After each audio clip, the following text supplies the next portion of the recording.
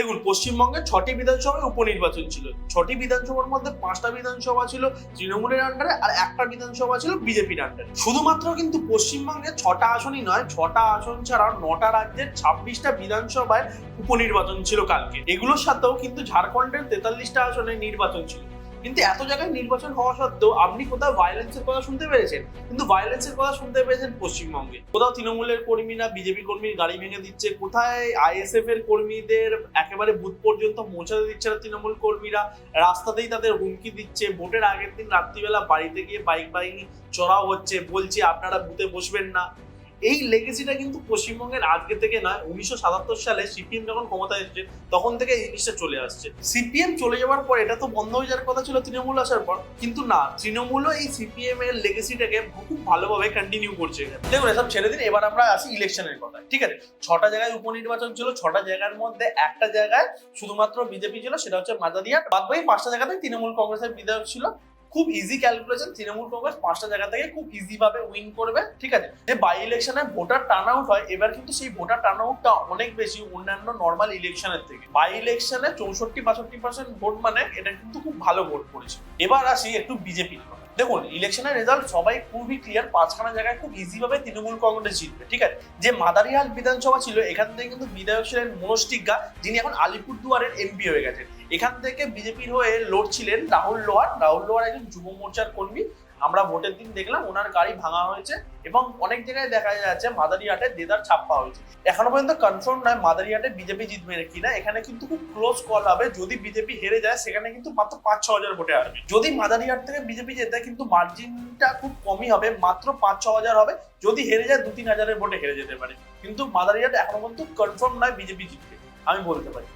এটা ছাড়া যদি আপনি বাকি 5টা জায়গা দেখেন তাহলে সেখানে কি হতে পারে, যদি ধরুন বিজেপি বাকি 5টা জায়গার মধ্যে প্রতিটা জায়গা থেকে 5,000 ভোটে হেরেছে, তাহলে কিন্তু খুব ভালো সংকেত বিজেপির জন্য।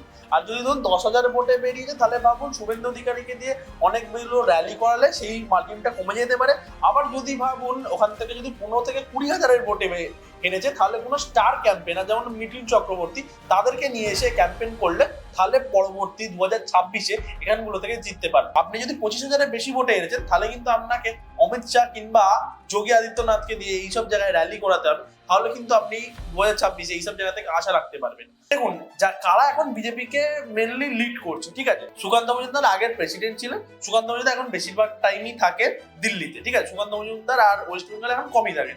ঠিক আছে, আরেকজন ওয়েস্ট বেঙ্গলের প্রমিনেন্ট লিডার কে ছিলেন দিলীপ ঘোষ, যাকে আর বিজেপির পিকচারই দেখা যাচ্ছে। ঠিক আছে, কিন্তু একা লড়ে যাচ্ছে শুভেন্দু অধিকারী। ঠিক আছে, যেখানে যা দরকার একা লড়ে যাচ্ছে সুপারম্যানের মতো শুভেন্দু অধিকারী, যেখানে যেখানে দরকার। ঠিক আছে, কোনো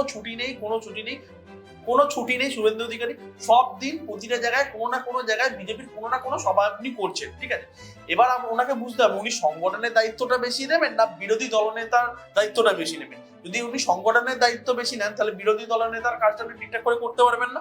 আর উনি যদি বিরোধী দলনেতার দায়িত্বটা বেশি করে নেন, উনি কিন্তু সংগঠনের দায়িত্বটা ঠিকঠাক করে করতে পারবেন। এই মুহূর্তে বিজেপির দরকার একজন খুব ভালো সংগঠনকে বাইরে আনা। দেখুন, কেউ কেউ এখানে এসে তলায় কমেন্ট বক্সে গালাগালি করবেন যে আপনি বিজেপির এগেনস্টে কথা বলছি। আমি এখানে কারোর এগেনস্টে কথা বলছি না, যেটা সত্যি শুধুমাত্র সেটা বলছি। আপনার যদি মনে হয় আমি বিজেপির এগেনস্টে কথা বলছি, তাহলে খুব ভুল বলছে। তৃণমূল কংগ্রেসের কুণাল ঘোষ প্রথম থেকেই বলে দিয়েছে যে এখানে তৃণমূল কংগ্রেস 6-6 মারবে। ঠিক আছে, একটা বিধানসভা ওনারা হারবেন না। যে এত কিছু যে হলো আরজি কর নিয়ে, যে এত বড় ঘটনা ঘটলো, এর প্রভাব কি এই বিধানসভায় নির্বাচনে পড়বে? এক ফোঁটাও এই বিধানসভা নির্বাচনে আরজি করের কোনো প্রভাব পড়বে না। কারণ আরজি করে যে প্রোটেস্টটা হচ্ছে সেটা মূলত শহর অঞ্চলে হচ্ছে, সেটা মূলত দেখবেন শিলিগুড়িতে হচ্ছে, কলকাতায় হচ্ছে, হাওড়ার আশেপাশে হচ্ছে। ঠিক আছে, দেখবেন গ্রাম অঞ্চলে আরজি করে কোনো প্রভাবই কোনো রকম ভাবে পড়ে। এখানে যদি আপনি বলেন আরজি করে জাস্টিসের কথা, আরজি করে জাস্টিস পেতে পেতে মিনিমাম 5 বছরের বেশি লেগে যাবে ব্যক্তিগত হিসাবে আমার মনে হয়। আর যে দুটো পলিটিক্যাল পার্টি আছে ওয়েস্ট বেঙ্গলে, সিপিএম এবং কংগ্রেস, এরা দুজনে আগে একসাথে ছিল, এখন এরা এই বিধানসভা থেকে আলাদা আলাদা লড়াই করছে। ঠিক আছে, এবার সিপিএম আলাদা ক্যান্ডিডেট দান করিয়েছে প্রতিটা জায়গায়। ঠিক আছে, শুধুমাত্র হাড়োয়া ছাড়া, এখানে হাড়োয়াতে সিপিএম ক্যান্ডিডেট দেয়নি, পরে সিপিএম আইএসএফ কে সমর্থন করেছে। ঠিক আছে, আর কংগ্রেস 6টা জায়গাতেই আলাদা আলাদা ভাবে নিজের ক্যান্ডিডেট দিয়েছে। কংগ্রেস প্রতিটা বিধানসভা থেকে 2,000-এর বেশি ভোট পাবে না, আর সিপিএম তো 5,000 টপ পাতে পারবে না কোনো বিধানসভা থেকে। ঠিক আছে, হ্যাঁ সরি ভুল বললাম, সিপিএম এই 6টা বিধানসভা থেকে আমার মতে 5,000-এর বেশি ভোট শেয়ার ক্রস করতে পারবে না, এক্সেপশনাল হাড়োয়া। তার কারণ কি, হাড়োয়ায় হচ্ছে আইএসএফ ক্যান্ডিডেটকে সমর্থন করেছে সিপিএম। ঠিক আছে, আর আমরা দেখেছি আইএসএফ ক্যান্ডিডেটের কিরকম ক্যান্ডিডেটের যারা পোলিং এজেন্ট ছিল তাদেরকে বুথ পর্যন্ত পৌঁছতে দেয়নি তৃণমূল। ঠিক আছে, এরকম তৃণমূলের সন্ত্রাস তো এরকম চলতেই থাকে, এটা কোনো বড় ব্যাপার নয় সন্ত্রাস নিয়ে। দেখুন, তৃণমূলের সন্ত্রাস তো এখানে কোনো বড় ব্যাপার নয়, গ্রাম অঞ্চলে তো এরকম জিনিস হয়েই থাকে। শহর অঞ্চলে হয়তো আপনি এরকম দেখতে পাবেন না, গ্রাম অঞ্চলে তৃণমূলের থ্রেড কালচারে কোনো জবাব হয় না বলা যেতে পারে। ঠিক আছে, ওখানে যদি বলে যায় যে আপনার কথা শুনতে হবে, তো আপনাকে বলে দিয়ে গেল, তো আপনাকে এই কথাটা শুনতেই হবে। যদি আপনি ওই কথা না শুনে যদি যেতে যান, ঘুরতে যেতে যান, তাহলে আপনি মারা পড়ে যাবেন। এটা খুব বাস্তব সত্যি কথা, আপনার যদি হার্ড রিয়েলিটি লাগে, এটাই সত্যি। ঠিক আছে, এইবারে উপনির্বাচনে কেউ মারা যায়নি। ঠিক আছে, পশ্চিমবঙ্গে ইলেকশন এলে কেউ না কেউ তো মারা যায়ই যায়, এটা পশ্চিমবঙ্গের ট্রেডিশন। আপনি যদি ভিডিওর এই পর্যন্ত চলে আসেন, তাহলে আমি আপনাকে বলবো নেতাদের মতো অর্ধেক কাজ করবেন না, সাবস্ক্রাইবের সাথে সাথে বেল আইকনটাও প্রেস করবেন। দেখুন, রেজাল্ট বেরোবে আজ থেকে 9 দিন পর, 23শে নভেম্বর। ঠিক আছে, সেদিন তো বোঝাই যাবে কে কটা সিট পাচ্ছে।